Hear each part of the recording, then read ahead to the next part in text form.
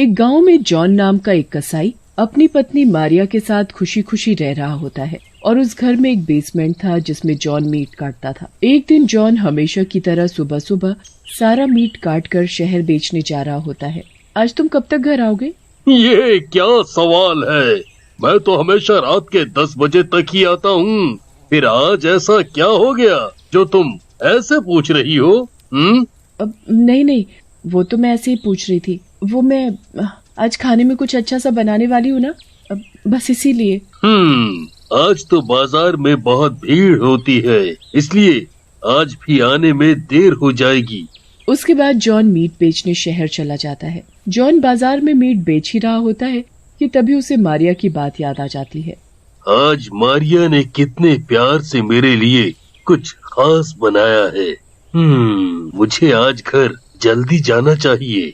John उसके बाद घर के लिए निकल पड़ता है और जब वो घर में घुसता है तो मारिया पड़ोस में रहने वाले हरी नाम के एक आदमी से बातें कर रही होती है। जॉन छुपकर दोनों की बातें सुनने लगता है। मैं तो परेशान हो गई हूँ जॉन के साथ रहकर।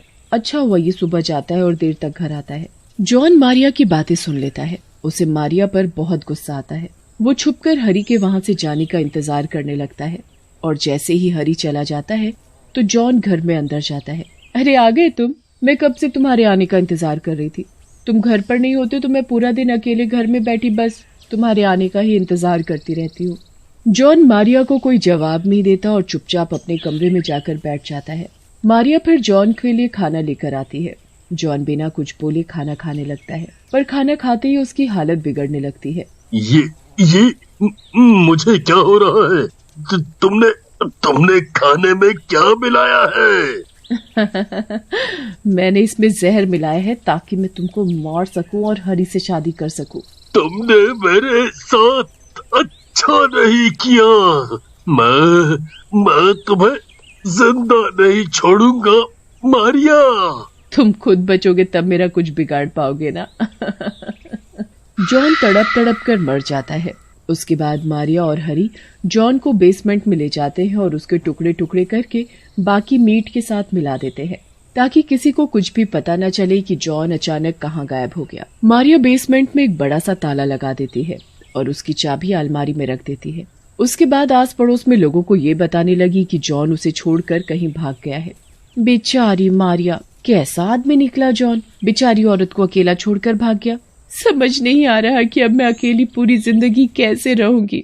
अरे तुम्हें अकेले रहने की क्या जरूरत है, तुम किसी से शादी कर लो और खुशी खुशी रहो। कुछ दिन बाद मारिया और हरी शादी कर लेते हैं। उन पर किसी को शक भी नहीं होता। दोनों खुशी खुशी मारिया के घर रहने लगते हैं क्योंकि मारिया का घर बहुत ही बड़ा होता है। एक दिन जब हरी और मारिया सो रहे होते हैं तो मारिया को बेसमेंट से अजीब अजीब आवाजें आने लगती हैं। मारिया हरी को जल्दी से उठाने लगती है पर हरी बिस्तर पर नहीं होता। ये हरी कहाँ है? मारिया कमरे के बाहर जाकर देखती है तो हरी कहीं भी नहीं होता। मारिया को कुछ समझ नहीं आ रहा होता कि ये सब उसके साथ क्या हो रहा है। मारिया बहुत डर जाती है पर फिर भी वो डरते डरते बेसमेंट में जाती है। बेसमेंट का दरवाजा खुला हुआ होता है। मारिया अंदर जाती है तो वहाँ वही भूत हरी को मीट काटने वाले चाकू से काट रहा होता है। मारिया, आओ मारिया, अब तुम्हारी बारी है। कौन हो तुम? तुम्हारा पति हूँ मारिया, जॉन। जॉन। भूत हरी को मार देता है और उसके बाद मारिया के पीछे चाकू लेकर आने लगता है। मारिया वहाँ से भाग जाती है और घर के बाहर चली जाती है। अब मैं कहाँ जाऊँ? अगर मैं इस घर में वापस गई तो जॉन का भूत मुझे मार डालेगा। मैं इस घर में वापस नहीं जाऊंगी। मारिया पूरी रात घर से बाहर बैठी रहती है पर अपने घर के अंदर नहीं जाती। बैठे बैठे सुबह हो जाती है पर मारिया की अभी भी हिम्मत नहीं होती कि वो उस घर में वापस चली जाए। इसीलिए वो हरी के घर में जाकर रहने लगती है। वो उस घटना के बारे में किसी को नहीं बताती ताकि उसका सच किसी को पता न चल जाए। मारिया को पैसों की जरूरत होती है, इसीलिए वो अपना घर किराए पर चढ़ा देती है। क्या बात है मारिया, तुम अपना इतना बड़ा घर छोड़कर यहाँ क्यों रह रही हो? और हरी कहाँ है? वो काम के सिलसिले में अचानक शहर से बाहर गए हैं। जब उनका काम शहर में जम जाएगा तो वो मुझे भी यहाँ से ले जाएंगे। उनके आने में कुछ महीने लग जाएंगे, इसलिए मैंने सोचा कि इतने बड़े घर में अकेले रहने से अच्छा है कि मैं यहाँ आकर रह लूं और उसे किराए पर चढ़ा दूं।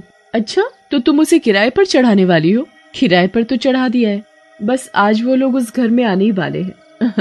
चलो ये तो अच्छी बात है। उसी दिन फिर उस घर में एक परिवार रहने आ जाता है। उस परिवार में रमेश, उसकी बीवी कावेरी और उनके 2 बच्चे बबलू और पिंकी होते हैं। रमेश मारिया से उस घर की चाबी लेने आता है। मुझे आप घर की चाबी दे दो। हाँ, ये लो चाबी। अच्छा, वो मैं बोल रही थी कि बस उस बेसमेंट में मत जाना। पर क्यों? वो दरअसल मेरे पति कसाई थे और वो वहाँ मीट काटा करते थे। उसमें बहुत गंदगी है, इसलिए मैंने उसमें ताला मार कर रखा है। ऐसी बात है तो हम वहाँ नहीं जाएंगे। रमेश और उसका परिवार मारिया के घर में रहने लगता है। सब उस घर में बड़े खुश होते हैं और बच्चों को तो बस इतना बड़ा घर खेलने के लिए मिल जाता है कि उनकी खुशी का तो कोई ठिकाना ही नहीं होता। सब लोग सो जाते हैं। बबलू और पिंकी अपने कमरे में सो रहे होते हैं। रात को जब पिंकी को गर्मी लगती है और वो पंखा चलाने के लिए उठती है तो उसको ठक ठक की आवाज आती है। इतनी रात में ये आवाज कहाँ से आ रही है? पिंकी उठकर देखने जाती है कि आवाज कहाँ से आ रही है। फिर जब उसको लगता है कि आवाज बेसमेंट से आ रही है तो वो नीचे चली जाती है। बेसमेंट का दरवाजा खुला हुआ होता है। पिंकी को बहुत ही गंदी बदबू आने लगती है, पर वो फिर भी अंदर जाकर देखती है। अंदर वही भूत चाकू लेकर मीट काट रहा होता है। पिंकी की डर के मारे आवाज ही नहीं निकलती और वो वहीं गिर जाती है। आजा आजा, तेरी बारी। ना ना ना, मैं भूत चाकू लेकर पिंकी की तरफ बढ़ने लगता है। पिंकी भागने की बहुत कोशिश करती है। फिर वो पिंकी के बाल पकड़ता है और उसे घसीटते हुए अंदर ले जाने लग जाता है। वो पिंकी को सामने मीट काटने वाली टेबल पर लिटा देता है और बस उसे काटने ही वाला होता है कि वहाँ रमेश आ जाता है। छोड़ दो मेरी बच्ची को, प्लीज प्लीज छोड़ दो, प्लीज। पापा पापा पापा, मुझे बचाओ। रमेश को देखकर भूत हैरान हो जाता है और उसके हाथों से चाकू गिर जाता है। रमेश, मेरा नाम कैसे पता तुम्हें? मैं जॉन। जॉन? तुम जॉन हो? ये सब क्या हुआ? कैसे हुआ? मारिया ने मुझे जहर देकर मार डाला था। उसके बाद मारिया और हरी दोनों ने मेरी लाश को यहाँ लाकर उसके टुकड़े टुकड़े करके उसे मीट में मिला दिया। उसने मुझे धोखा दिया। मुझे पहले ही शक था कि मेरा भाई ऐसे भाग नहीं सकता। जब मारिया ने सब गांव वालों को ये बोला कि तुम उसे छोड़कर भाग गए हो तो ये बात मुझे भी पता चली। मुझे इस बात पर यकीन नहीं हुआ। फिर उसने दूसरी शादी भी कर ली। उसके बाद मुझे पता लगा कि वो इस घर को छोड़कर किसी और घर में रहती है और इस घर को किराए पर देना चाहती है। मैं बस उसी वक्त मौका देखकर सच का पता लगाने के लिए एक किराएदार बनकर यहाँ आकर रहने लगा।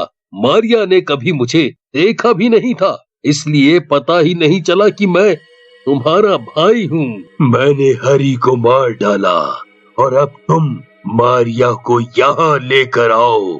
मैं उसे अपने हाथों से मारना चाहता हूँ, तभी मेरी आत्मा को शांति मिलेगी। उसे मैं यहाँ जरूर लेकर आऊंगा और उसे हम मरने से भी ज्यादा बड़ी सजा देंगे। रमेश उसके बाद मारिया के घर जाता है और उसे जैसे तैसे करके उस घर में ले आता है। उसके बाद रमेश और कावेरी मारिया को पकड़कर उस बेसमेंट में बंद कर देते हैं। मुझे यहाँ से बाहर निकालो, निकालो मुझे यहाँ से। तभी वहाँ जॉन का भूत आ जाता है। अब तुम्हारी बारी मारिया। मुझे मत मारो जॉन, मुझे माफ कर दो।